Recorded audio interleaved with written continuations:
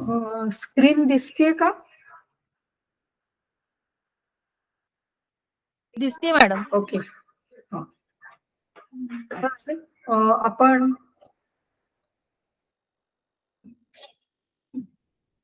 आपण पाहत होतो की जे आहार विधी विशेष आयतनं आहेत त्यातली जवळजवळ सगळीच आपली झालेली आहे.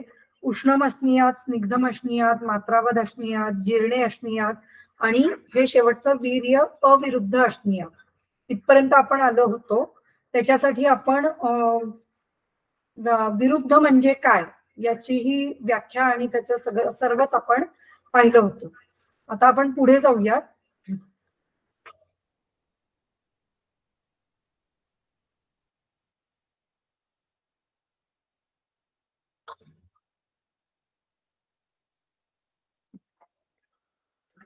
पुढचा श्लोक आहे, इष्टे देशे इष्ट सर्वोपकरणमच्या असणीया. म्हणजेच इष्टे देशे, इष्ट म्हणजे आपल्याला योग्य असा देश, आणि इष्ट सर्वोपकरणम, सर्व उपकरणांनी युक्त असं होऊन जेवण करावं. इष्टे देशे इष्ट सर्वोपकरणम च असणीयात. इथं च जो आलेला आहे तो इष्ट देश, याच्यानंतर च आणि मग इष्ट सर्वोपकरणम असणीयात अशा अर्थाने तो आलेला आहे. म्हणजे त्याचा मराठी अर्थ घेताना च इकडे लावून घ्यायचा. इष्टे ही देशे भुंजानो, इष्ट देशामध्ये जर अन्न सेवन केलं तर काय होतं, न अनिष्ट देशजैहि मनोविघात करैहि भावैहि मनोविघातम प्राप्नोति. म्हणजे अनिष्ट देशामध्ये उत्पन्न झालेले जे मनोविघातकर भाव आहेत ते भाव याच्यामुळे प्राप्त होत नाही. त्यामुळे इष्ट देशामध्ये भोजन करावं असं वर्णन केलं गेलेलं आहे. मग म्हणजे कुठल्या प्रकारचं, तर जर आपण अनिष्ट देशामध्ये जेवण केलं की जिथे खूप कचरा आहे किंवा एखादी अनवॉन्टेड प्लेस आहे किंवा स्मशानभूमी आहे किंवा किंवा एखाद्या हॉस्पिटलमध्ये सुद्धा आपल्याला जेवण करावंसं नाही वाटत, तर अशा प्रकारे अनिष्ट जिथे गोष्टी आहेत त्या ठिकाणी जेवण करू नये. एकच मिनिट.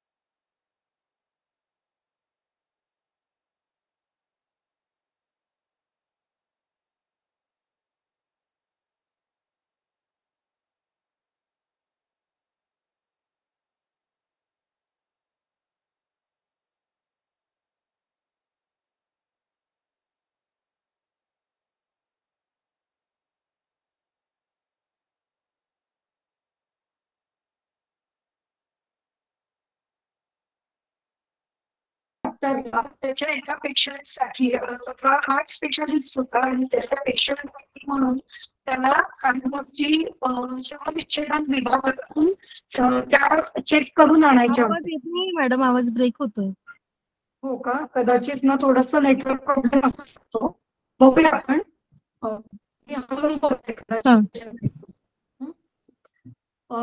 तर त्या सर्व विभागातून काही गोष्टी म्हणजे काही रिपोर्ट करायचे होते आणि तो डॉक्टर त्या ठिकाणी जातो शवविच्छेदन विभागामध्ये आणि त्या शवविच्छेदन विभागात बसलेली ती जी बाई असते ती जेवण करत असते.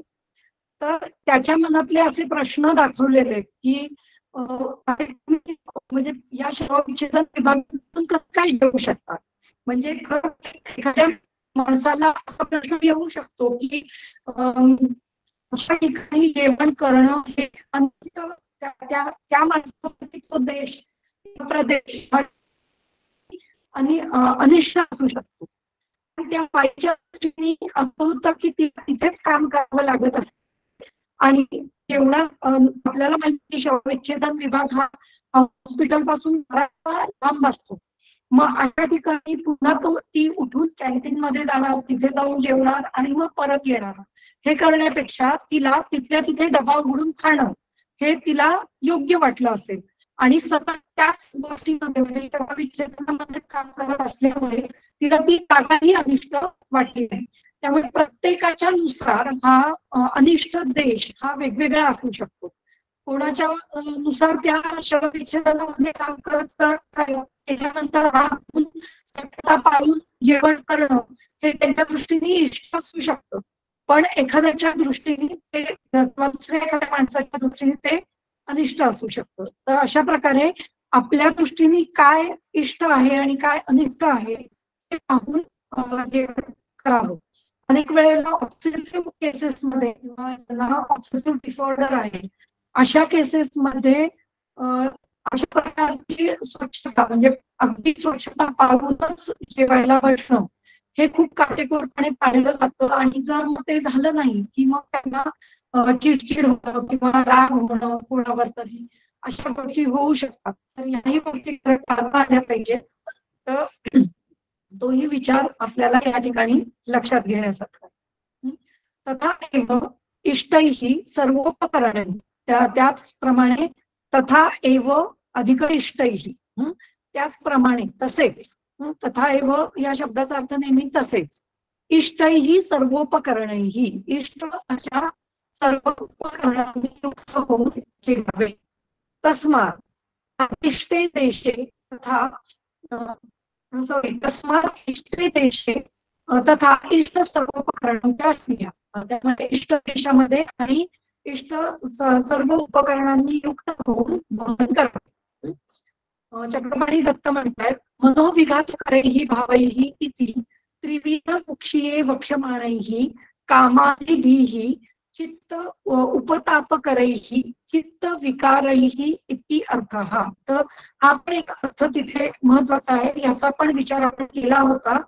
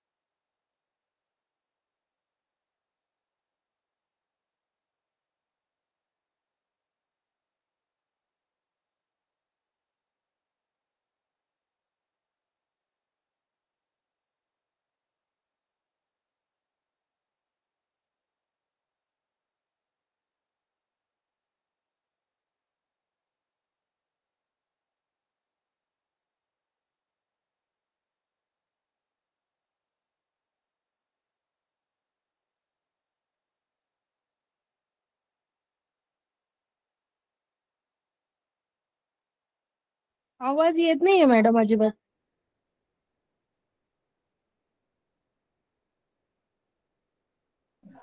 मेघनाताई, आवाज येत नाहीये.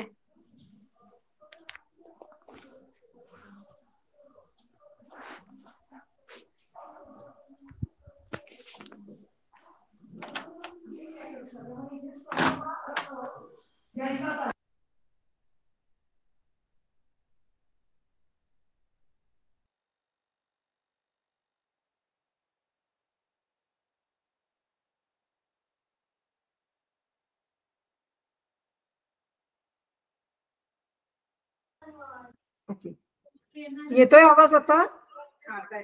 हा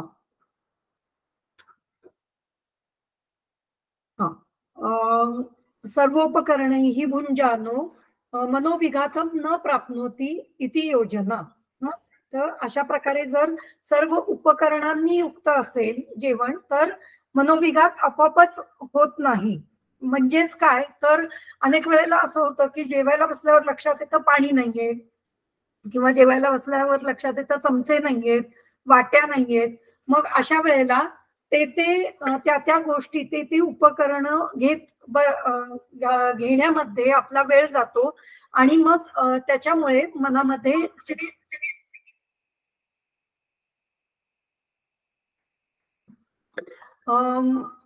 मनामध्ये विघात होण्याची शक्यता असते किंवा असे भाव निर्माण होण्याची शक्यता असते.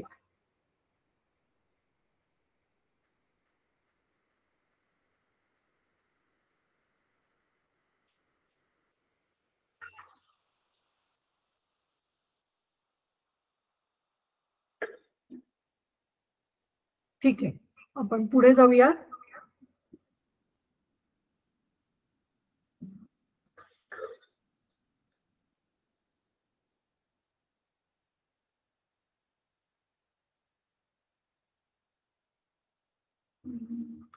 आवाज येतोय, डबल आवाज येतोय का? नाही, आता येतोय व्यवस्थित आवाज. येतोय का आवाज? हो, पण डबल होतोय का? नाही नाही ना, ठीक आहे. पुढे इष्टे देश, हा हे झालं. न अतिद्रुतम अश्नीयात्, अतिद्रुतम ही भुंजानस्य उत्स्नेहनम अवसादनम भोजनस्य अप्रतिष्ठानम च भोज्य दोष साद्गुण्य उपलब्धिश्च न नियता तस्मात् न अतिद्रुतम अश्नीयात्. याचा अर्थ काय होतो? न अतिद्रुतम अश्नीयात्, द्रुत शब्दाचा अर्थ आहे सत्वर किंवा फास्ट. न अतिद्रुतम अश्नीयात्, अतिद्रुतम न अश्नीयात्, जास्त पटापट किंवा भरभर जेवू नये. अतिद्रुतम ही भुंजानस्य, अति भरभर जेवल्याने काय होतं तर उत्स्नेहनम अवसादनम भोजनस्य अप्रतिष्ठानम च. उत्स्नेहन शब्दाचा अर्थ काय आहे? उन्मार्ग गमनम, म्हणजे जे काही आपण अन्न घेतलं असेल ते दुसऱ्या मार्गाने त्याचं गमन होतं. उन्मार्ग म्हणजे दुसऱ्या मार्गाने त्या अन्नाचं अन्न जातं.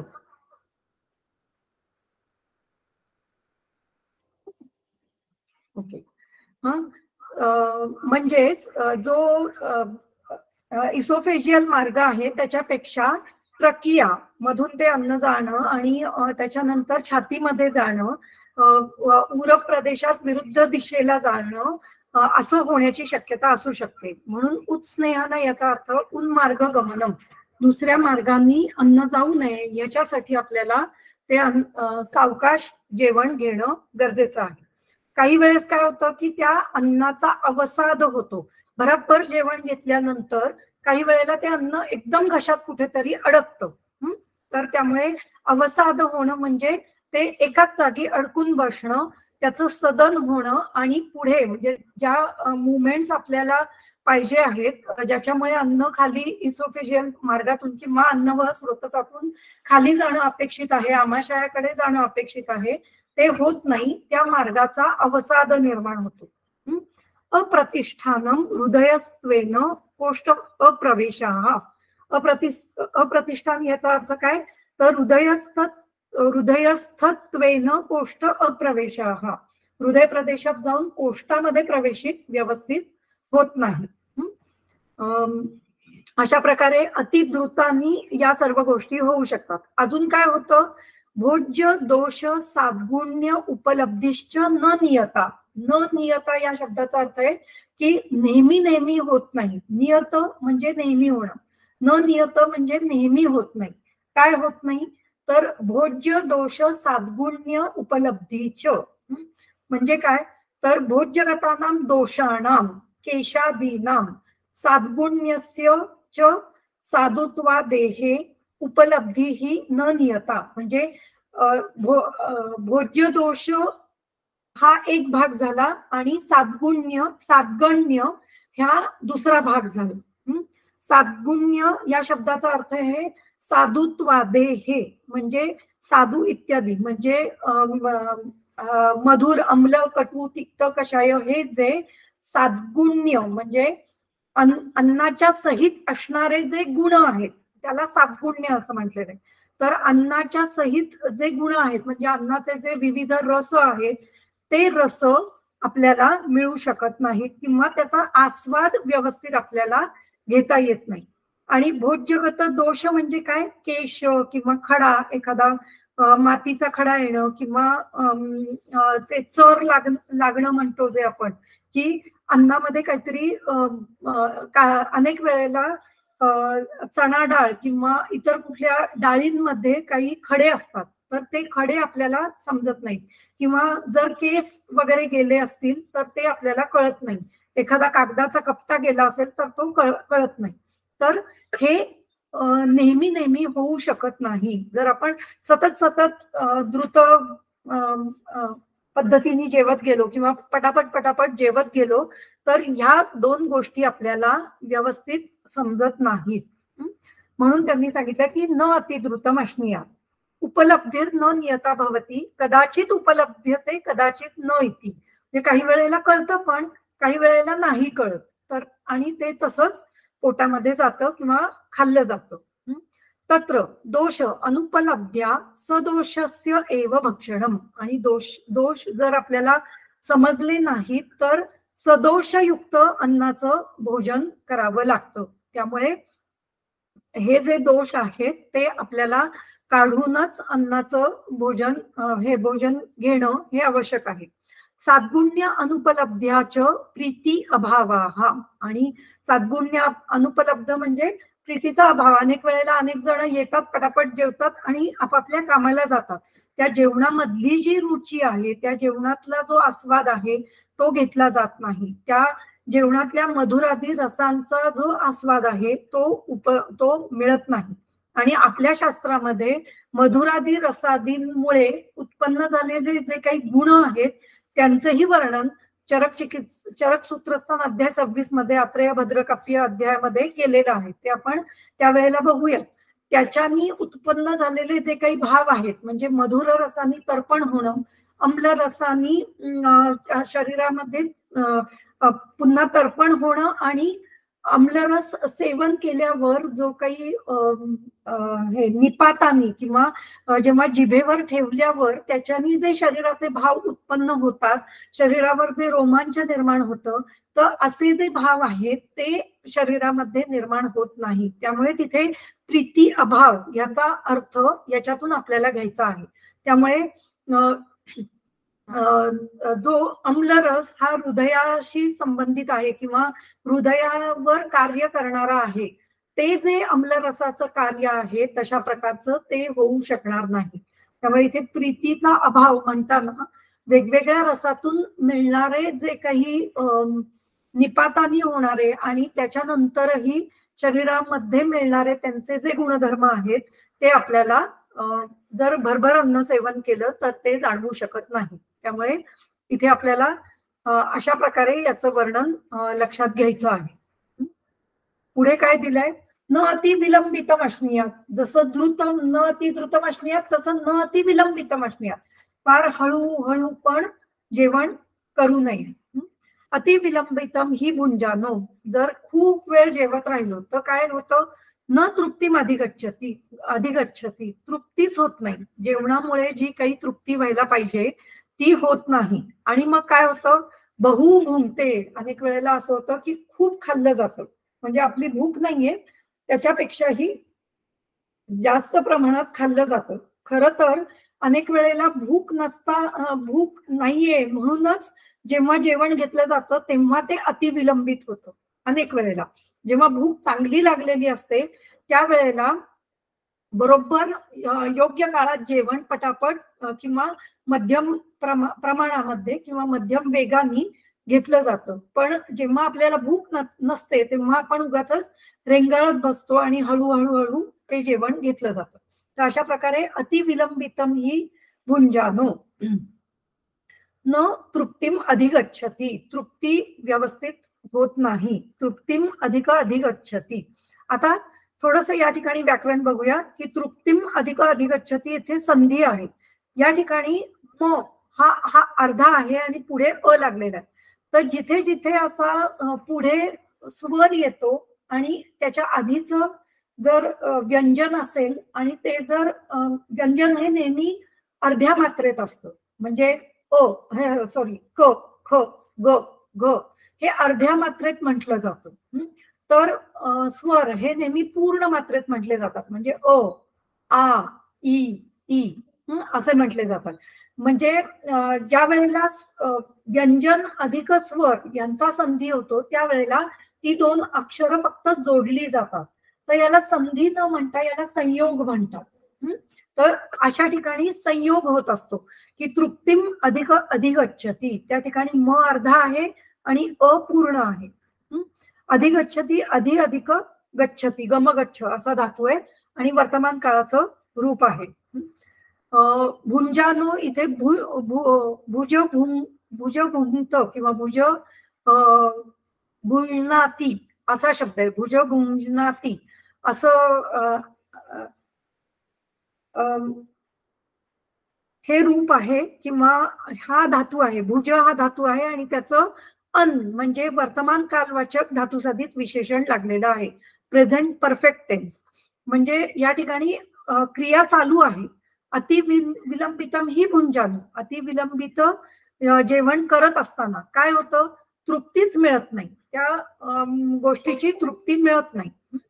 बहु भुंगते आणि जास्त खाल्लं जातं. भुंगते भुज पुन्हा भुजला कर्मणी भूतकालवाचकचा त प्रत्यय लागलेला आहे. त्यामुळे कधी जास्त प्रमाणात खाल्लं जातं हे लक्षातच येत नाही, म्हणजे होऊन गेलेली आहे क्रिया आता.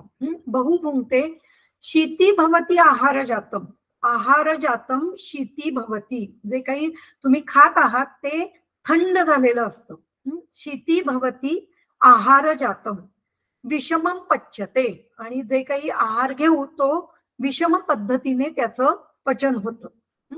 तस्मात न अति विलंबितम अश्नीयात, आणि म्हणूनच अधिक दीर्घ काळपर्यंत जेवण करू नये. अनेक जणांना सवय असते की एक तास जेवत राहतात ती लोक, तर त्यावेळेला पहिल्यांदा त्यांचा अग्नी व्यवस्थित आहे का हे पाहून घ्यावं आणि मग त्यांना त्यामुळे केस पेपर मध्ये आपल्या जेवणाची वेळ आणि जेवणाला लागणारा वेळ हे पण असायला पाहिजे, की त्याच्यामुळे आपल्याला अशी गोष्ट विचारता येईल की तुमचं जेवण किती वेळात होतं. अनेक वेळेला जर जेवण उशिरापर्यंत होत असेल तर याचा अर्थ अग्नीच कमी आहे. म्हणजे अग्नी ओळखण्यासाठी किंवा अग्नीचं प्रेडिक्शन करण्यासाठी की ह्या माणसाचा अग्नी कसा आहे हे जर आपल्याला कळत नसेल तर अनेक वेळेला अनेक जण म्हणतात नाही मला भूक चांगली लागते, पण त्यांना जर आपण असं विचारलं की तुम्हाला किती वेळ लागतो जेवायला, तर खूप वेळ लागत असेल तर याचा अर्थ अग्नी नक्कीच त्यांचा बिघडलेला आहे असं आपण म्हणू शकतो. पुढे अजल्पन अहसन तन्मना भुंजित. आता काय दिलंय, अनेक वेळेला ह्या गोष्टी आपण करतो, घरातही आपल्याही करतो आणि इतर कुठेही गेलं किंवा आजकाल आपण जे हॉटेलिंग करतो तिथे तर या गोष्टी होतातच, की बडबड करत आणि हसत जेवण करणं हे योग्य नाहीये. अजल्पन, जल्प म्हणजे बडबड करणं, अहसन म्हणजे हसत न हसता. तर न जल्पन अजल्पन आणि न हसन अहसन असा नय तत्पुरुष, याला नय तत्पुरुष समास असं म्हणतात. इथे जल्प आणि हस याला पुन्हा वर्तमान काळाचे रूप लागलेले, वर्तमान कालवाचक धातुसाधित विशेषण अन प्रत्यय लागलेला आहे. म्हणजे हे करत करत अजल्पन अहसन तन्मना भुंजित, हे न करता जेवण तन्मना योग्य मनाने भोजन करावं. तत् अधिक मन तन्मन म्हणजे त्या भोजनामध्ये आपलं मन असलं पाहिजे. तत् म्हणजे त्यामध्ये, तत् मना तन्मना, तर त्या भोजनामध्ये आपलं लक्ष असलं पाहिजे, मन असलं पाहिजे. भुजभू पुन्हा इथे भुन्नाती असा शब्द आहे आणि त्याला पुन्हा विधिलिंग म्हणजे लोट लकाराचं रूप लागलेलं आहे. म्हणजे इथे पुन्हा आदेश दिलेला आहे. जल्पतः हसतः अन्य मनसो वा भुंजानस्य त एव हि दोषो भवति य एव अतिद्रुतमश्नतः तस्मात् अजल्पन अहसन तन्मना भुंजित. जर आपण बडबड करत किंवा हसत किंवा अन्य मनसा दुसरंच मन म्हणजे आपलं मन कुठेतरी भरकटलेलं आहे अशा मनाने जर जेवण केलं तर तेच दोष लागतात. त एव ही दोषो भवंती, तेच दोष लागतात. य एव जे दोष, त एव आणि य एव तेच दोष लागतात जे दोष अतिद्रुतामध्ये सांगितलेले आहेत. त्यामुळे मग याच्यासाठी पुन्हा आपल्याला अतिद्रुताचं वर्णन आपण पाहिलं की आपल्याला लक्षात येईल की अजल्पन अहसन न भुंजानो. त्याच्यामुळे काय होतं की विरुद्ध उन्मार्ग गमन होऊ शकतं. त्याच्यानंतर भोजनाचं अप्रतिष्ठान होऊ शकतं किंवा भोजनाचा अवसाद होऊ शकतो. त्यामुळे अजल्पन अहसन तन्मना भुंजित, बडबड न करता आणि खूप न हसता जेवण करावं. पुढे काय दिलंय, आत्मानम अभिसमीक्ष, खाली काही होतं का, हा, एवं द्रुतम अश्नतो दोष इति उत्स्नेहन इत्यादी, जे मागचे अतिद्रुताचे दिलेले तेच सांगितले.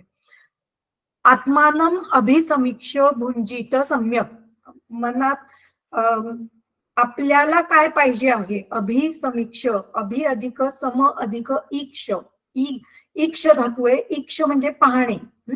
अभि अधिक सम अधिक ईक्ष म्हणजे सर्व गोष्टींचा विचार करून.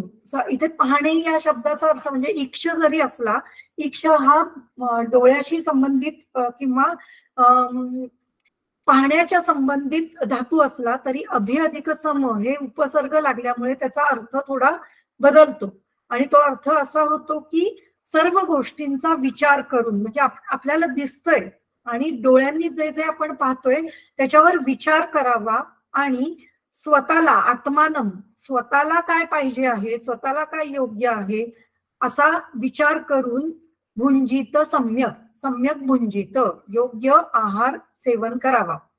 इदम मम उपशेते इदम न उपशेत इति एवं विदित ही अस्य आत्मानम आत्मसात्म्यम भवति.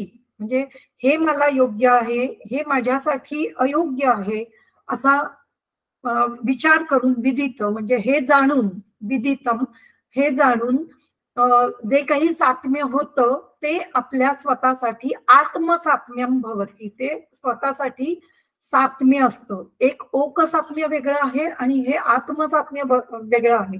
याच्यामध्ये ओक सात्म्यामध्ये लहानपणापासून तुम्ही जे काही घेतलेलं आहे ते ओक सात्म्य आपण करू शकतो, पण त्याच्यातही असंच सांगितलेलं आहे सात्म्य म्हणजे काय हे पाहणं या ठिकाणी गरजेचं आहे. तर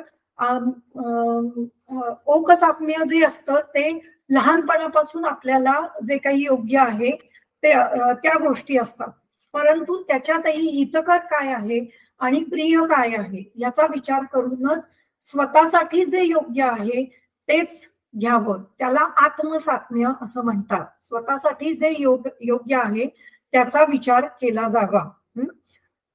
तस्मात आत्मानम अभिसमीक्ष भुंजित सम्यक इति, आणि म्हणूनच याला आत्मसात्म्य असं म्हटलेलं आहे. न उपशेत इति इति अत्र इति शब्देन सात्म्य असात्म्य विधान उपदर्शकेन विचारफलम ओकसात्म्य सेवनम दर्शयती. इथेही त्यांनी आत्मसात्म्य म्हणजे ओकसात्म्य सांगितलेले, पण ओकसात्म्याची जर व्याख्या पाहिली आपण तर त्याच्यातही असंच लिहिलेलं आहे की प्रिय काय किंवा योग्य काय शरीरासाठी त्याचा विचार करूनच जेवण करावं. सात्म्याची ही व्याख्या खरं तर तशीच दिलेली आहे.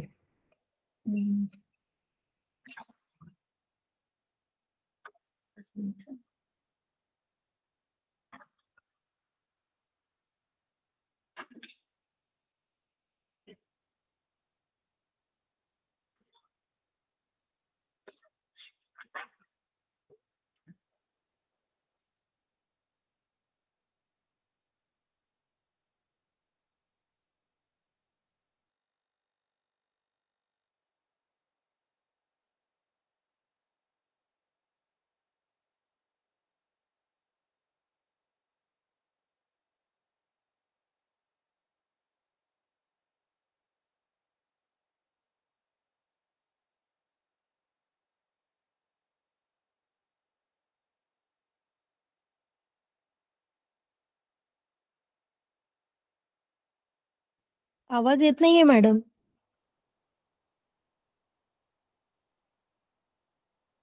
हो, एक मिनिट.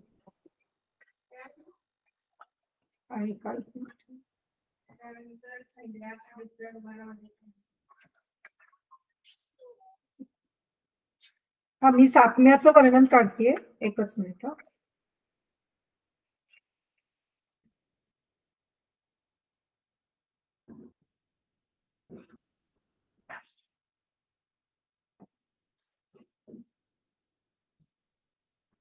आठव्यामध्ये आहे बहुतेक.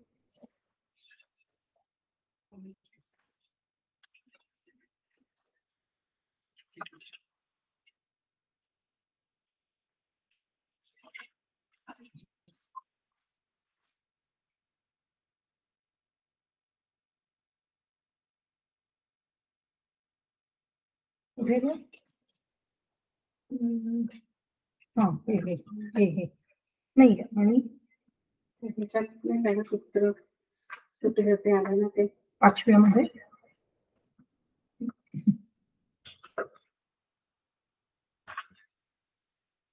प्रॉपर एक व्याख्या आहे त्याची आणि ते 26 मध्ये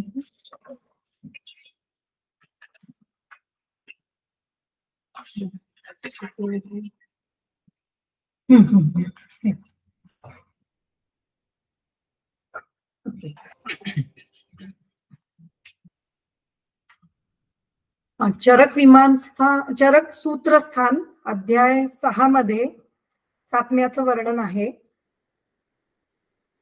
श्लोक नंबर 49.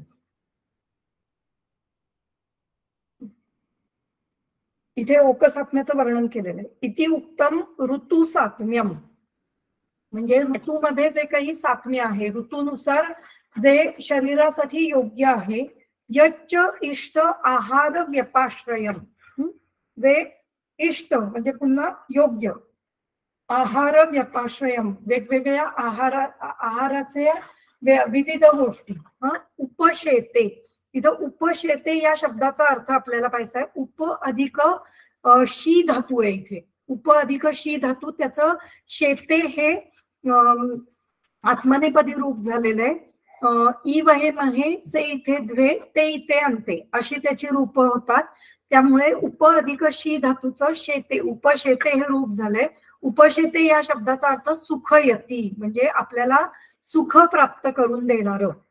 आता इथे आपल्याला दीर्घकालीन सुख हवंय का तात्कालिक सुख हवंय याचा विचार आपण करायचा असतो. अनेक गोष्टींमुळे आपल्याला फक्त तात्कालिक सुख मिळतं, पण दीर्घकालीन सुख आपल्याला मिळू शकत नाही. त्यामुळे तेच योग्य आहे किंवा तेच पदार्थ योग्य असतात की जे दीर्घकालीन सुख प्राप्त करून देतात. म्हणजे शरीरामध्ये पोषण करून शरीराचं बल वर्ण आणि आयुष्य वाढवणाऱ्या गोष्टी आहेत त्या आपल्याला ओकसात्म्य असल्या पाहिजे. यद औचित्यात ओकसात्म्यम तद उच्यते, त्यालाच ओकसात्म्य असं म्हटलं जातं. काय दिलंय म्हणजे आधी इथे तस्याशिती अध्यायामध्ये ऋतुचर्येचा विचार पूर्णपणे केलेला आहे आणि त्याच्यानंतर सात्म्याचं वर्णन केलेलं आहे. ऋतू सात्म्य प्रसंगेनं अभ्यास सात्म्यम दर्शयती, म्हणजे काय आपण अभ्यासानं काय सात्म्य करायचं आहे त्याचं वर्णन इथे केलेलं आहे. ऋतू सात्म्य प्रसंगेनं, ऋतू सात्म्याचं वर्णन करत असता आम्ही अभ्यास सात्म्याचं वर्णन येथे करत आहोत. बघा, याला आत्मसात्म्य किंवा ओकसात्म्य आणि अभ्यास सात्म्य 3 शब्द आलेले. उपशेते म्हणजे सुखयती, अपथ्यम अपि सत विकारम न जनयती, कुत इति आह औचित्यात अभ्यासात इति अर्थ. आता इथे थोडा वेगळा अर्थ पण त्यांनी घेतलेला आहे की अपथ्यकर गोष्टी जर आपण हळूहळू सात्म्य करून घेतल्या तर त्या शरीराला सात्म्य होऊ शकतात. अपथ्यम ही निरतर अभ्यासात विषम इव आशिविषस्य न उपघातकम भवती इति भावः. तर काही जणांमध्ये हे अपथ्य जर निरंतर अभ्यास करत गेलो त्याचा तर ते निरंतर अभ्यासात विषम इव विषाप्रमाणे आशिविषस्य न उपघातकम भवती, जसं आशिविष असतं त्याप्रमाणे उपघातक ठरत नाही, पण तरीही ते शरीरामध्ये विषाचे गुण जे आहे तेच उत्पन्न करणार आहे. त्यामुळे फक्त ते शरीराला सहन होत आहेत का नाही हे आपण लक्षात घेण्यासारखी इथे गोष्ट आहे. पुढच्या ह्याच्यात काय दिलेलं आहे त्याच्यानी आपली जी व्याख्या आहे ती पूर्ण होईल सातम्याची. देशानाम आमयानाम च विपरीतम गुणम गुणैहि सात्म्यम इच्छन्ति सात्मज्ञाः चेष्टितम च आद्यमेव च. म्हणजे काय तर देश आणि आपले विकार यांच्या विपरीत गुणांचं सात्म्य बहुतांशी वेळेला त्याची इच्छा होते, इच्छन्ति त्याची इच्छा होते. म्हणजेच जर तुम्ही थंड प्रदेशात असाल तर आपल्याला उष्ण गोष्टी सेवन करण्याची इच्छा होते किंवा उष्ण गोष्टीचं साम्य करण्याची इच्छा होते. आणि जर तुम्हाला कफाचा आजार झाला असेल तर उष्ण गोष्टींचं सेवन करण्याची इच्छा आपोआपच होते आणि त्याचं सातत्य राहतं. त्याचप्रमाणे जर उष्ण प्रदेशात तुम्ही असाल तर शीत गोष्टींचं सेवन किंवा शीत गोष्टींचं साम्य करावंसं वाटतं आणि त्यामुळे त्याच गोष्टी सतत खाव्याशा वाटतात आणि त्याचंच साम्य होतं. सात्मज्ञ हा याचा अर्थ जो साम्य जाणतो त्याने त्याच गोष्टीचं सेवन करावं की जे देशाच्या गुणाच्या विपरीत आहे आणि रोगाच्या गुणांच्या विपरीत आहे. त्यांनी खाली उदाहरणं दिलेली आहे. देश सात्म्यम रोग सात्म्यम च दर्शयति देशानाम इत्यादी. देशानाम अनुपादीनाम गुणैहि स्नेह गौरवाभिः सह विपरीत गुणैहि स्नेह गौरव विपरीत रौक्ष लाघव युक्तम जांगल मांस मधु आदी मधु आदी. म्हणजेच स्नेहाच्या विपरीत जे वृक्ष लघु असे जे गुण आहेत जे जांगल मांस किंवा मधु इत्यादींमध्ये आहेत ते घेण्याची इच्छा अनुप देशवासियांना होते. अदनीयम आद्यम चेष्टितम च व्यायामादिही च इष्टितम. म्हणजे सात्मज्ञ इथे आद्यम म्हणजे अदनीयम जे खाण्यास योग्य आहे ते पदार्थ आणि चेष्टितम म्हणजे व्यायामाची पण आहाराबरोबरच आपल्याला व्यायामाचाही विचार करायचा आहे. त्यामुळे चेष्टितम शब्दाचा अर्थ आहे व्यायामादी. त्यामुळे आहार विहार आणि विहार आणि विहारामध्ये व्यायाम किंवा अभ्यंग करणं किंवा लवकर उठणं अशा ह्या सर्व गोष्टी ज्या आहेत किंवा ज्या दिनचर्या ऋतुचर्यामध्ये ज्या काही पालन करण्याच्या गोष्टी आहेत त्यातल्या ज्या गोष्टी त्या देशाच्या विरुद्ध आहेत, देशांच्या गुणाच्या विरुद्ध आहेत त्यांचं साम्य करावंसं वाटतं. देश साम्यम इच्छन्ति इति आयुर्वेदविद इत्यादी. तर जो आयुर्वेद विद आहे तो त्या गोष्टीचं साम्य करतो. म्हणजे स्वतः आपण करायचंय आणि रुग्णालाही त्याच पद्धतीने सांगायचं आहे की ते कुठल्या देशात राहतात, त्या देशाचे गुण काय आहेत आणि त्यांना झालेला रोग कुठला आहे आणि त्याचे गुण काय आहेत हे बघून त्याच्या विपरीत गुणांचं साम्य आपल्याला करायचं आहे आणि तसाच सल्ला आपण आपल्या रुग्णांनाही द्यायचा आहे. एवं आमयानाम च विपरीत गुणम इत्यादी व्याख्येयम.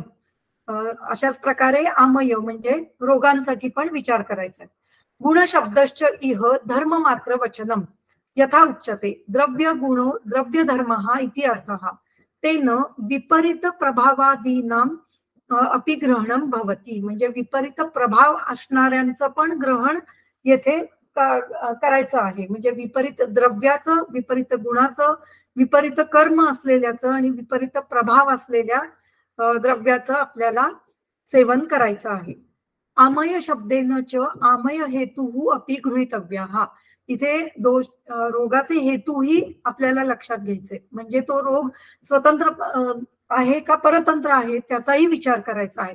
जर वातव्याधी आहे तर वाताच्या विपरीत गुणांचं आपल्याला सेवन करायचं आहे असं जरी असलं तरी तो वातव्याधी हा जर संतर्पणजन्य असेल आणि जर तो कफाच्या हेतूंमुळे निर्माण झालेला असेल म्हणजे आमवातासारखी लक्षणं असतील जी कफाच्या हेतूंनी निर्माण झालेली असतील आणि तिथे वाताची लक्षणं दिसत असतील तर अशा वेळेला आधी आपल्याला वृक्ष किंवा तीक्ष्ण उष्ण अशाच पदार्थांचं सेवन करायला लागणार आहे. म्हणून इथे त्यांनी स्पष्ट केलेलं आहे की आमय शब्देन च आमय हेतुः अपि गृहीतव्य.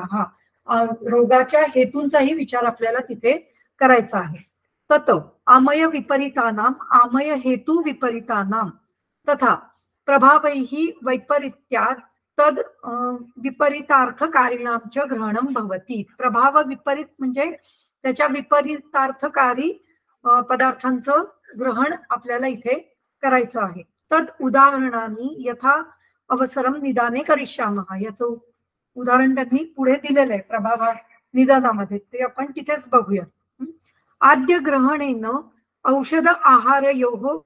इथे आद्य म्हणताना खाण्यामध्ये सगळंच आलं, आहार आणि औषध या दोन्हीचं ग्रहण आपल्याला इथे करायचं. चेष्टित ग्रहणेन स्वप्न अभ्यंगादीना ग्रहणम. स्वप्न अभ्यंग या सर्वांचं ग्रहण या ठिकाणी आपल्याला करायचं आहे. तर अशा प्रकारे साम्यम या शब्दाचा अर्थ आपण या ठिकाणी पाहिला. इथे आपला विमानस्थानाच्या पहिल्या अध्यायातलं जे काही याचं वर्णन आहे आहार विधी विशेष आयतनांचं, ते इथे आपण पूर्ण करत आहोत.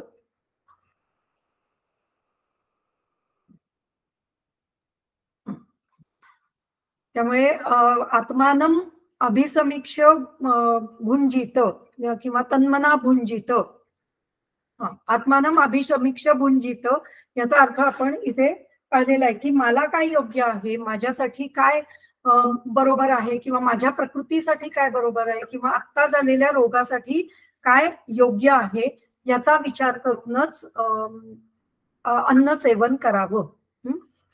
इदम मम उपशेते इदम न उपशेते हे प्रत्येकाला माहित असलं पाहिजे आणि आपल्या रुग्णांनाही आपण हे अशाच पद्धतीने शिकवलं पाहिजे. तर या ठिकाणी आपण जे काही अष्टविध आहार विधी आयतन आहे त्याचा विचार केला. हा विचार आला होता कुठून, तर 15वा अध्याय जो गृहिणी अध्याय आहे त्यातलं श्लोक आपण बघत होतो आणि त्याच्यातून आपल्याला प्रकृती करणं इत्यादींचा विचार करणं हे गरजेचं वाटलं.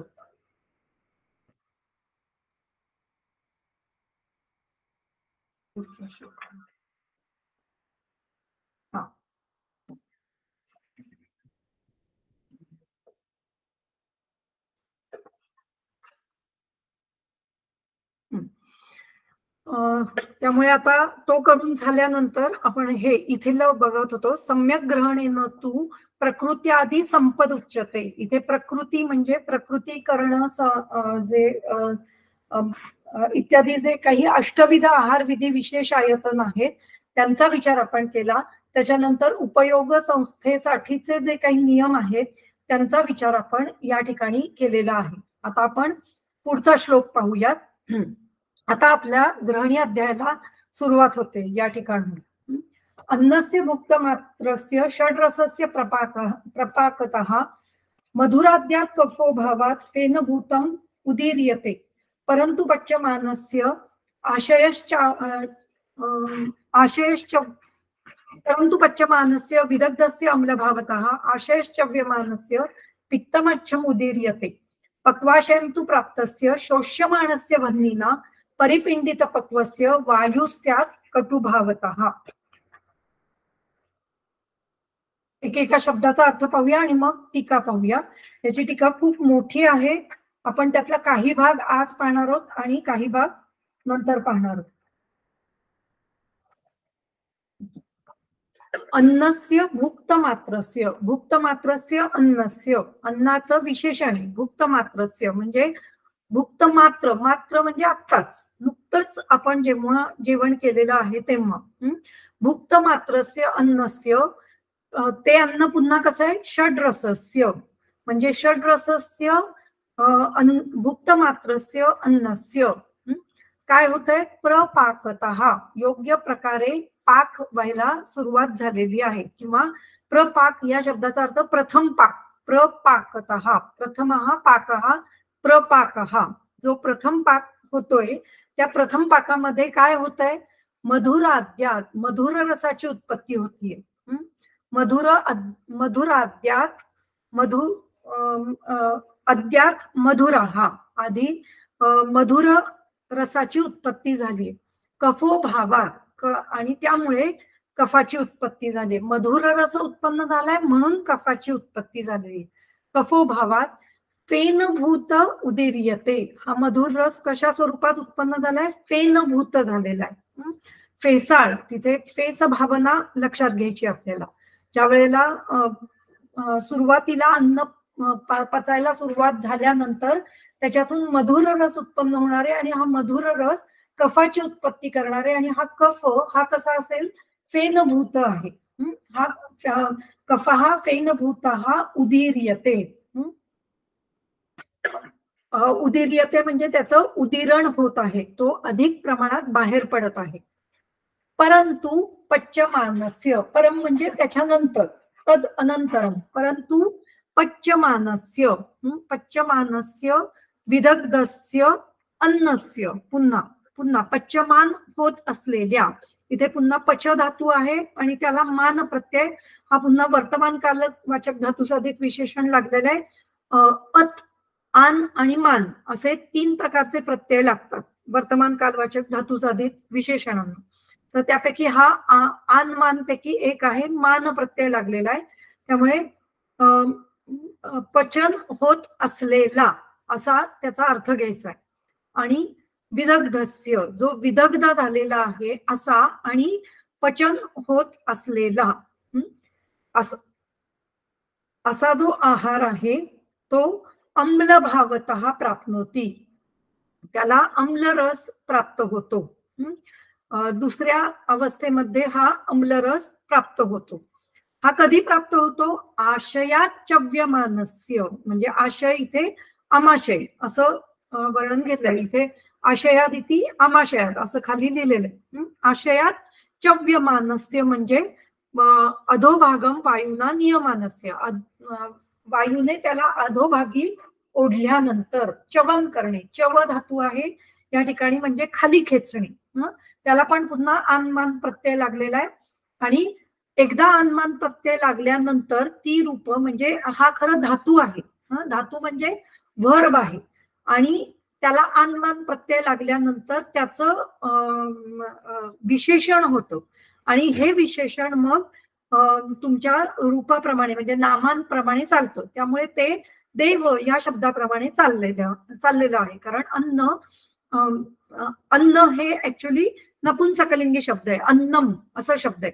त्यामुळे इथे हा पण नपुंसकलिंग चव्यमानम असा शब्द येतो आणि त्याचं षष्ठी रूप. त्यामुळे वन ची रूप सगळी लागतात त्याला. वनम वने वनानी प्रथमा, वनम वने वनानी द्वितीया, आणि वनस्य वनाभ्याम वनस्य वनयोः वनानाम षष्ठी. त्यामुळे हे षष्ठीचं रूप या ठिकाणी लागलेलं आहे, चव्यमानस्य. त्यामुळे आशयापासून खाली जो आलेला आहे असा आहार, ही सगळी आहाराची विशेषण आहे. विदग्धस्य आशयात चव्यमानस्य, पहिलं काय होणार? आशयात चव्यमानस्य, आशयातून खाली उतरलेला आहार आहे जो कसा झालाय? विदग्धस्य, विदग्ध झालेला आहे. आणि म्हणजे विदग्ध विशेषतः दग्ध, व्यवस्थित दग्ध होऊन खाली आलेला आहे तो. जो काही आपला पहिला पाचकाग्नी आहे त्याच्याद्वारे त्याला दाह प्राप्त झालेला आहे, विदग्ध झालेला आहे तो. असा आहार खाली आल्यानंतर तो अशा अजूनही त्याचं पचन चालू आहे म्हणून पच्यमानस्य असं दिलेलं आहे. अजूनही पचन चालू असणाऱ्या म्हणून प्रेझेंट परफेक्ट टेन्स आहे.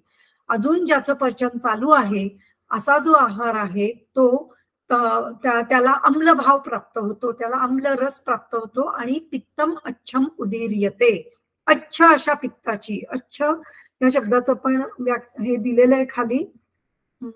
अच्छम इति अघनम, जे घन नाहीये अशी म्हणजे पातळ स्वरूपाचं, द्रव स्वरूपाचं पित्त असं या ठिकाणी तयार होतंय. अच्छम उदीर्यते, पित्तम अच्छम उदीर्यते. आता पुढे काय होतंय? पक्वाशयम तू प्राप्तस्य, पक्वाशयात प्राप्त झाल्यानंतर पक्वाशयम तू प्राप्तस्य शोष्यमाणस्य वह्नीना परिपिंडित पक्वस्य. आता पुन्हा पक्वाशयम तू प्राप्तस्य इथे पुन्हा षष्ठी विभक्ती आहे. परिपिंडित पक्वस्य, ज्याला परिपिंडिता प्राप्त झालेली आहे, एक पिंडित आकार प्राप्त झालेला आहे, पिंडासारखा आकार प्राप्त झाला आहे आणि जो पक्व झालेला आहे. कशामुळे? शोष्यमाणस्य वह्नीना, शोष्यमाण अशा वह्नीमुळे, शोष्यमाण होणाऱ्या अशा वह्नीमुळे, शोष्यमाण होणाऱ्या अशा वह्नीमुळे, म्हणजे त्या ठिकाणी जो वह्नी आहे तो कसा आहे? शोष्यमाण करणारा असा वह्नी आहे. शोष्यमाणस्य वह्नीना, अशा वह्नीमुळे वायुस्या कटुभावतः, त्याला कटुभाव प्राप्त झालेला आहे आणि त्यामुळे त्याचं रूपांतर वायूमध्ये झालेलं आहे. त्याला त्याच्यातून वायूचं उदिरण होत आहे. त्या अन्नाला कटुभाव प्राप्त झालेला आहे. कटुभावतः वायू स्यात्, कटुभावामुळे वायूची उत्पत्ती होत आहे. चक्रपाणी दत्त काय म्हणतात? एवं स्थूल पाकक्रमम अभिधाय अवांतरम अणुपाकक्रमम आह. आता आम्ही काय करतो? इथे स्थूल पाकक्रमाचं वर्णन करत आहे. स्थूल पाकक्रम सांगितल्यानंतर अवांतरम, त्याच्यानंतर पुढचा जो अणुपाक आहे त्याचं वर्णन आम्ही या ठिकाणी करणार आहोत. सॉरी, अभिधाय, अभिधाय या शब्दाचा अर्थ अभि अधिक धा, म्हणजे सांगून झालेलं आहे. जे स्थूल पाकाचं वर्णन वरच्या श्लोकामध्ये केलेलं आहे 6, 7 आणि 8, याच्यामध्ये जे काही स्थूल पाक आहे, अन्नम आदान कर्मातु प्राणा कोष्टम प्रकर्षति तद्रवै भिन्न संघातम स्नेहेन मृदुताम गतम समानेन अवधूतो अग्निः उदर्यः पवनोद्वहः काले भुक्तम समम सम्यक पचती आयुर्विबुद्धये एवं रसमलायन. हा स्थूल पाक सांगितलाय की अन्न घेतलं तुम्ही शरीरामध्ये, त्याच्यावर अग्नीची प्रक्रिया झाली आणि त्याचं रस आणि मल याच्यामध्ये रूपांतर झालं. हा स्थूल पाकक्रम वरती आम्ही सांगून झालेला आहे. स्थूल पाकक्रमम अभिधाय, हे सांगून झाल्यानंतर अवांतरम, आता पुढचा त्याच अन्नाचा पुढचा हा अणुपाकक्रमम आह. अणुपाकक्रमाचं वर्णन आम्ही आता इथे करत आहोत. ते कसं आहे? तर अन्नस्य इत्यादी, म्हणजे अन्नस्य या इथपासून इथपर्यंत हे अणुपाकक्रमाचं वर्णन आहे. काय? भुक्त मात्रस्य इति भुक्तानंतरम एव, म्हणजे भोजन घेतल्यानंतर लगेच. मग भुक्तानंतरम एव, एव शब्द म्हणजे लगेच, त्याच्यानंतरच लगेच. षड्रसस्य इति प्राशस्तेन अभिधानम किंवा षड्रसस्य अपि प्रथमम मधुरता निरुक्ता भवति इति दर्शयति. इथे षड्रसस्य वर्णन आहे. म्हणजे आहार कसा आहे? षड्रसयुक्त आहे. प्राशस्तेन अभिधानम, विशेषतः वर्णन केलेलं आहे की षड्रस युक्त आहार आहे. किंवा षड्रसस्य अपि प्रथमम मधुरता निरुक्ता भवति इति दर्शयति. त्याच्यामध्ये सुद्धा साही रस असले तरी सुद्धा पहिला काय निर्माण होतो? तर मधुर रस निर्माण होतो. मधुर रसाचं मधुरता निरुक्ता भवति इति दर्शयति. आता या ठिकाणी थोडं असं वर्णन आपल्याला लक्षात घ्यायचं आहे की ज्या वेळेला जे काही पदार्थ आहेत ते सर्व हे पांचभौतिक असतात. म्हणजे 5 महाभूतांनी ते बनलेले असतात. आकाशात वायुः तेजः, तेजात जलम, जलात पृथ्वी.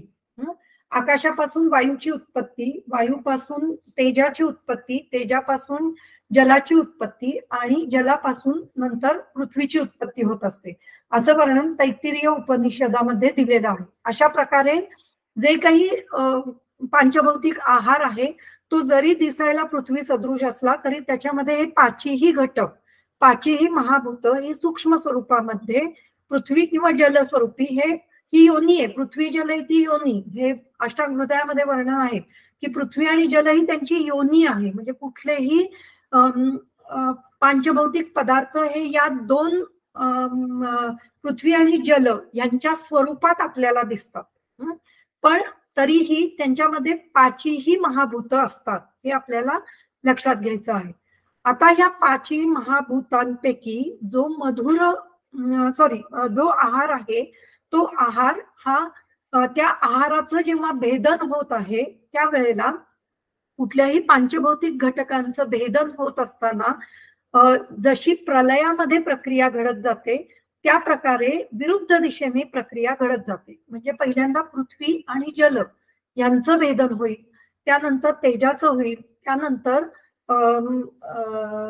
जे पुढचे आहेत काय आकाश आणि वायू यांचं होईल. मग अशा वेळेला जेव्हा पृथ्वी आणि जल यांचा भेद झाल्यानंतर सर्वात पहिल्यांदा मधुर रसाची उत्पत्ती होते. मधुर अध्यात मधुर रसाची उत्पत्ती ही सर्वात पहिल्यांदा होते. आणि त्यामुळे पहिला जो अवस्था पाक सांगितलेला आहे तो प्रथम अवस्था पाक सांगितला गेलेला आहे, तो मधुर रसाचा सांगितलेला गेलेला आहे. त्याच्यानंतर तेज महाभूताचं त्या ठिकाणी विघटन होतं आणि त्याच्यापासून अम्ल रसाची उत्पत्ती होते. त्यानंतर आकाश आणि वायू यांचं विघटन होतं, त्याच्या जोडीला मधुर आणि अम्ल हे रस असतात आणि त्यामुळे त्या रसांमुळे पुढे त्याच्यापासून त्या महाभूतांपासून कटू रसाची उत्पत्ती होते. त्यामुळे खाली खाली जाईपर्यंत कटू रसाची उत्पत्ती झालेली आपल्याला दिसते. अशा प्रकारे हे पंचभौतिक जो काही आहार आहे त्याचं विघटन होत असतं असं वर्णन आपल्याला असं आपल्याला पाहायला मिळतं. त्यामुळे या ठिकाणी जो पहिला पाक होतो प्रपाकत इति प्रथम पाकत, प्र शब्द आदि कर्मणी, तर प्रथम पाक जो होतो तो कसा असतो, तो मधुर रसाचा होतो. मधुराश्च असौ आद्यहाच, आद्य मधुराहा म्हणजे सर्वात पहिल्यांदा काय होतो तर मधुर रस निर्माण होतो किंवा मधुर पाक होतो. मधुराश्च असौ आद्यहाच मधुराद्याः किंवा मधुरात प्राक कफो भवती. मधुर रसामुळे पहिल्यांदा कफाची उत्पत्ती होते. मधुरापासून पंचमी विभक्ती आहे. मधुरापासून प्राक पहिल्यांदा कफाची उत्पत्ती होते. कफो भावात इति पाठः. फेनभूत इति फेन सदृश अघन.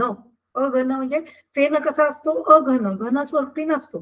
त्यामुळे फेन सदृश इति फेनभूत इति फेन सदृश असा अघन असा आहार निर्माण होतो आणि त्याच्यामुळे तिथे कफाची निर्मिती झालेली आपल्याला लक्षात येते.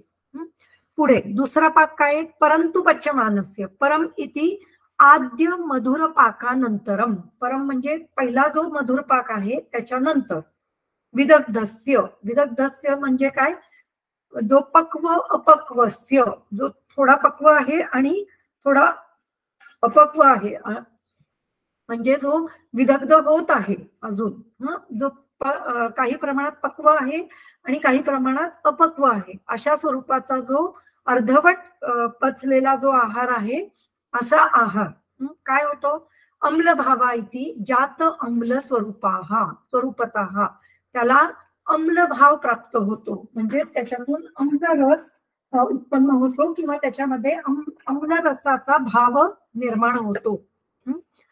आशयात इति आमाशयात चव्यमानस्य अधोभागम वायुना नियमानस्य. चव्यमान म्हणजे अधोभागी वायूने नियमन करणे म्हणजे नेणे. नियमन करणे म्हणजे काहीतरी नियम लावणे. तर कोणी नियम लावलाय तर वायूने. नियमान शब्दाचा अर्थ वायूने त्याला घेऊन गेलेला आहे किंवा त्याला ओढून नेलेलं आहे.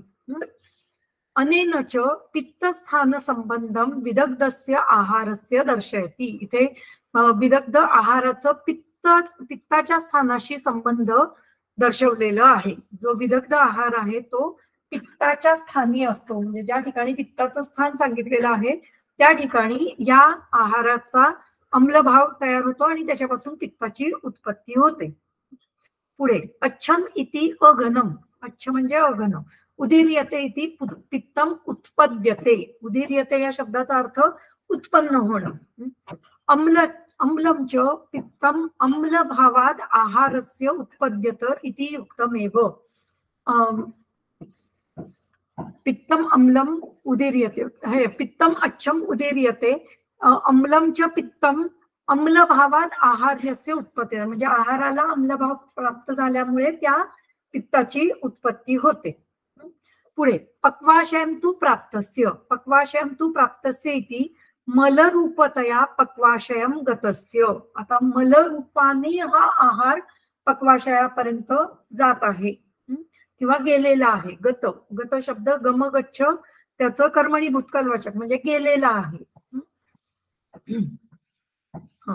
शोष्यमाणस्य वह्निना इति यदि अपि ऊर्ध्वदाह क्षमो वह्निः तथापि अस्य अधोगतस्य वह्निना शोष्यमाणत्वं पक्वाशयगतस्य उपपन्नम. शोष्यमाणस्य वह्निना या शब्दाचा अर्थ असा आहे की ऊर्ध्व जो वह्नी आहे, म्हणजे वरच्या दिशेला जो वह्नी आहे तो कसा आहे, ऊर्ध्व दाहक्षमो वह्निः, जो दाह उत्पन्न करणारा आहे किंवा दुसऱ्याला दाह देऊ शकणारा वह्नी आहे. ऊर्ध्व दाहक्षमो किंवा ऊर्ध्व दिशेनेही त्याचं वहन होत आहे. ऊर्ध्व दाहक्षमो वह्निः तथापि अधोगतस्य वह्निना शोष्यमाणत्वं, जो अधोभागामध्ये जो वह्नी आहे, म्हणजे वह्नीचं स्थान कुठपासून कुठपर्यंत आहे, तर वरती आपण ग्रहणीपासून पाहत आलेलो आहे, ते खाली इथपर्यंत पक्वाशयापर्यंत वह्नीचं कार्य आणि वह्नीचं स्थान आहे, हे आपल्याला इथे लक्षात घ्यायचं आहे. त्यामुळे आहार हा तिथपर्यंत पचत जाणार आहे. शोष्यमाण वह्नीने सुद्धा आहारामध्ये शुष्कता निर्माण होणार आहे. त्याच्यातलं पाणी जे आहे किंवा त्याच्यातला द्रवभाव आहे तो तिथे त्या वरच्या पित्ताच्या ठिकाणच्या वह्नीनी तो ओढला जाणार आहे आणि आता शोष्यमाण वह्नीने पुन्हा त्या ठिकाणचा उरलेला जो काही घटक आहे ते ओढले जाणार आहे. त्यामुळे अधोगतस्य वह्निना शोष्यमाणत्वं पक्वाशयगतस्य अपि उपपन्नम. त्यामुळे पक्वाशयामध्ये गेल्यानंतर अशा प्रकारे अधोगत वह्नीने तो शोष्यमाण भाव निर्माण होणार आहे. यतश्च अधोगमने सम्यक् वह्नी व्यापारो नास्ति अतः पच्यमानस्य इति पदं परित्यज्य शोष्यमाणस्य इति कृतम्.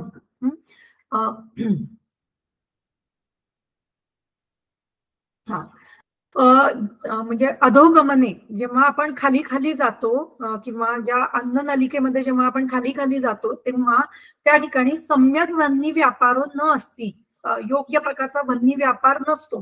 वह्नी व्यापार या शब्दाचा अर्थ आहे जे काही वरची जी वह्नीची अग्नीची प्रक्रिया आहे ती आपण लक्षात घ्यायची आहे. वह्नी व्यापारो नास्ति अतः पच्यमानस्य इति पदम परित्यज्य, पच्यमान असा शब्द न घालता शोष्यमाणस्य इति कृतम, शोष्यमाण असा शब्द या ठिकाणी घातलेला आहे. म्हणजे वरच्या वह्नीला पच्यमान वह्नी म्हटलेलं आहे आणि खालच्या वह्नीला काय म्हटलंय, शोष्यमाण वह्नी म्हटलेलं आहे. त्यामुळे पच्यमान इति पदम परित्यज्य ते पद आम्ही सोडून दिलेलं आहे आणि त्याच्या जागी शोष्यमाण हे पद घातलेलं आहे. त्यामुळे आपल्याला तिथे अर्थ शोष्यमाण वह्नी असा अर्थ घ्यायचा आहे. परिपिंडित पक्वस्य इति परिपिंडित रूपतया मलरूपतया पक्वस्य. परिपिंडित पक्व म्हणजे काय, त्याला एक पिंडी भाव प्राप्त झालेला आहे. पक्व अशा आहाराला मलरूपाने एक पिंडी भाव प्राप्त झालेला आहे, पिंडी रूप प्राप्त झालेला आहे. वायू स्यात् कटु भावत इति परिपिंडित अवस्थोद्भूत कटुता वायोः उत्पद्यत. म्हणजे वायू स्यात् कटु भावता याचा अर्थ काय, त्या परिपिंडित अवस्थे स्वरूप असं कटुरस उत्पन्न झाल्यामुळे वायूची उत्पत्ती आपल्याला तिथे दिसत आहे. अशा प्रकारे हे तिन्ही अवस्थेंचं वर्णन या ठिकाणी एका अर्थाने संपतं. एवं ईदृशः षड्रसस्य अवस्था पाको भवति. अशा प्रकारे 6 रसांनी युक्त अशा आहाराचा अशा 3 प्रकारचा अवस्था पाक आपल्याला पाहायला मिळतो. हे एक प्रकारचं वर्णन या ठिकाणी केलेलं आहे. आता याच्यावर चक्रपाणी दत्त अजून स्वमत सांगण्यासाठी टीका लिहितात, ती खाली आहे, ती आपण पुढच्या वेळेला पाहूया. ती पाहण्याच्या पूर्वी आपण विपाक म्हणजे काय हे पाहून घेऊया. तो विपाक कळला तर आपल्याला हा खालचा जो भाग आहे तो योग्य पद्धतीने कळेल. विपाक हा खर तर द्रव्याचं जे काही रस, गुण, वीर्य प्रभाव हे पाहत असताना त्याच्यामध्ये विपाकाचं वर्णन केलेलं आहे. पण ते जर आपण पाहिलं तर आपल्याला विपाक म्हणजे काय हे कळतं, आणि या ठिकाणी त्यांना विपाक म्हणजे काय जे काही म्हणायचं आहे ते आपल्याला त्याच्यातून व्यवस्थित समजू शकेल. त्यामुळे आपण अत्रेय भद्रकाप्य अध्यायामध्ये जे विपाकाचं वर्णन केलेलं आहे ते आपण पुढच्या वेळेला पाहू, आणि मग नंतर या विपाकावर येऊया.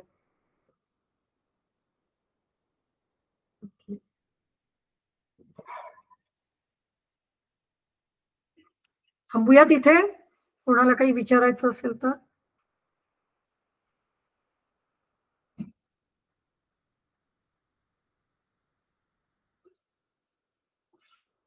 थांबूया. ओके.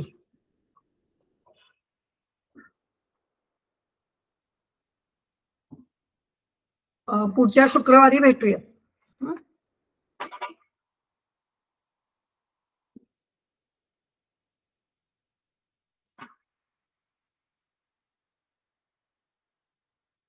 एंड करू.